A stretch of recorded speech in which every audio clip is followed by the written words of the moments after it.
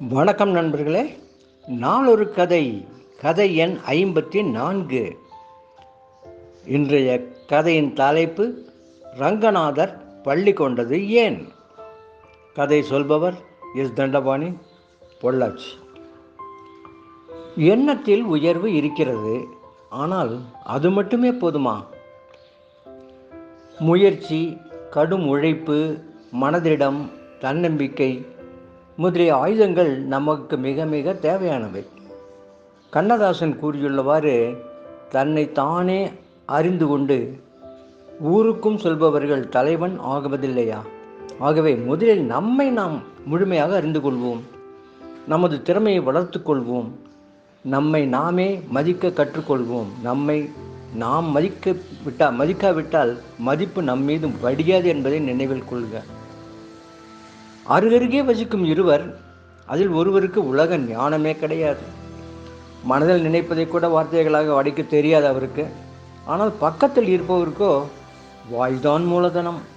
தனக்கு தெரிந்தது தெரியாததுன்னு எல்லாவற்றையும் பேசியே காரியங்களை சாதித்து கொள்வார். இது எப்படி சாத்தியமாகிறது? முதலாம், அவர் எதையும் கூர்ந்து பார்ப்பதே கிடையாது. அக்கம் பக்கம் நடப்பதை கவனிப்பதில்லை, செய்தித்தாள்களை ஆழ்ந்து படிப்பதில்லை, டிவி நியூஸ்களை கூட முழுமையாக கேட்பதில்லை. ஆனால் அடுத்தவரோ அதற்கு நேர்மாறானவர். தினமும் செய்தித்தாள்களை கூட முதல் நபரிடமிருந்து தான் ஓசியில் பெற்று படித்து வந்தார். அவர் முக்கியமானவற்றை மனதில் பதிந்து கொண்டு தக்க சமயத்தில் அவற்றை வெளிப்படுத்துவார். அடுத்தவரின் அனுபவத்திலிருந்து பாடங்களை கற்றுக்கொள்பவர். சமயோஜிதமாக பேசி வாழ்க்கையை எதையுமே சாதிப்பார். இரண்டாவது ரகத்தினர்கள் முன்னேற முயற்சிப்பவர்கள். நாம் வெளியில் செல்கையில் நமது கண்களையும் காதுகளையும் எப்போதும் திறந்து வைத்து கொண்டிருந்தால் ஏமாறாமல் இருக்க முடியும், சூழ்நிலைக்கு தக்கவாறு இயங்க முடியும்.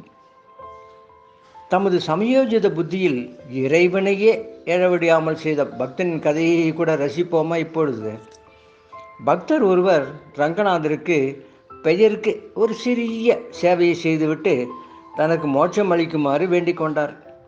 ரங்கநாதரிடம் பதில் எதுவும் வரவில்லை. பக்தர் மீண்டும் மீண்டும் கேட்டார், பதில் இல்லை. மீண்டும் கேட்டார், பதில். ரங்கநாதன் படுத்து விட்டார். ஓ, இவருக்கு பதில் சொல்ல நம்மால் ஆகாது என்று கோபத்தில் படுத்துவிட்டு பிறகு எழுந்து உட்கார்ந்தார். பக்தனே, நீ என்ன செய்து விட்டாய் என்று மோட்சம் கேட்டு எச்சரிக்கிறாய்? மோட்சம் இருந்தால் நற்காரியங்களை நீ செய்திருந்தால் அதை முதலில் கூறு. ரங்கா, என்னிடம் இப்படி கேட்கிறாயே? கோகுலத்தில் கிருஷ்ணனாக இருந்து கொண்டு குறும்புகள் செய்து திரிந்தாய். ஒரு சமயம் நீ குறும்பு செய்து விட்டு ஓடி வந்து செல்கையில் யசோதை உன்னை துரத்தி கொண்டு வந்தாள். நீ மாலன் என்ற இடையர் வீட்டில் நுழைந்து அங்கிருந்த பெரிய பானைக்குள் புகுந்து கொண்டாய். அந்த பானை உனக்காக வெண்ணெய் நிரப்பி தினமும் மாலன் அளிக்கும் பானையாகும். அன்று பார்த்து அந்த பானை நிரப்பப்படாமல் காலியாக இருந்தது. யசோதை தேடி வருவதை கவனித்த மாலன் அந்த பானை மீது மூடி போல் அமர்ந்து உன்னை மறைத்து கொண்டான். யசோதை மாலனிடம் உன்னை பற்றி கேட்க நீ அங்கு வரவில்லை என்று கூறினான். அதை கேட்ட யசோதை திரும்பவும் தேடத்தோ திறங்கி விட்டாள். பானைக்குளிர்ந்த உனக்கு மூச்சு முட்டியது. மாலனை வழிவிடுமாறு கேட்டாய். கிருஷ்ணா, எனக்கு மோட்சம் அளித்தால் உனக்கு மோட்சம், அதாவது விடுதலை அளிக்கிறேன்.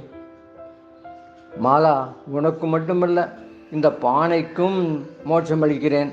உடனே எழுந்து எனக்கு வழிவிடு. இவ்வாறு நீ கூற மாலனும் எழுந்து வழிவிட்டான். நீ கூறியவாறே புஷ்ப விமானம் வந்து மாலனுடன் பானையையும் சேர்த்து மோட்சம் கொண்டு சேர்த்தது.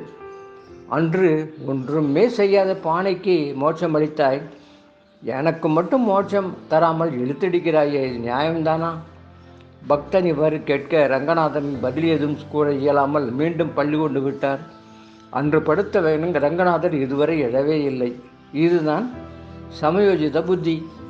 இவ்வாறு சமயோஜித புத்திகளை அவ்வப்பொழுது பயன்படுத்தி வாழ்க்கையில் முன்னேறுவோம். மீண்டும் நாளை மற்றும் ஒரு கதையுடன் சந்திப்போம். நன்றி, வணக்கம்.